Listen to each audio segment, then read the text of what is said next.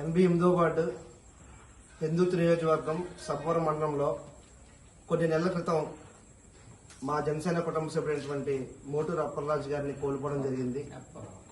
మోటూరు అప్పారావు గారిని.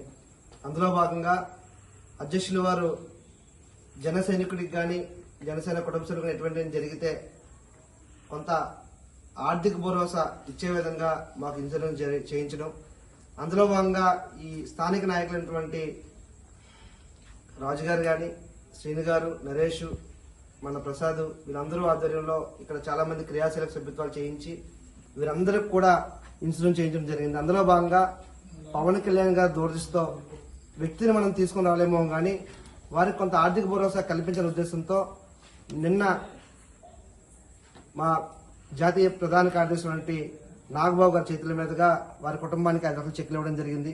అందులో భాగంగా ఈరోజు ఈ యొక్క మా యొక్క ఇంటిని మా జనసేన కుటుంబాన్ని పరామర్శించి మీకు ఈ 5 లక్షలతో పాటు మీకు భవిష్యత్తులో ఎటువంటి అవసరం ఉన్నా మీకు జనసేన పార్టీ కుటుంబం ఉందని, మీకు ఎటువంటి ఆపదున్నా ఎటువంటి సహాయ సహకారాలు కావాలన్నా మమ్మల్ని సంప్రదిస్తే మీకు ఆర్థిక భరోసాతో పాటు మీకు అన్ని విధాలుగా ఆదుకుంటామని చెప్పి ఒక భరోసా ఇవ్వడానికి ఇవాళ మా 88వ వార్డు నాయకులతో ఈ యొక్క మా కుటుంబాన్ని పరామర్శించడం జరిగింది.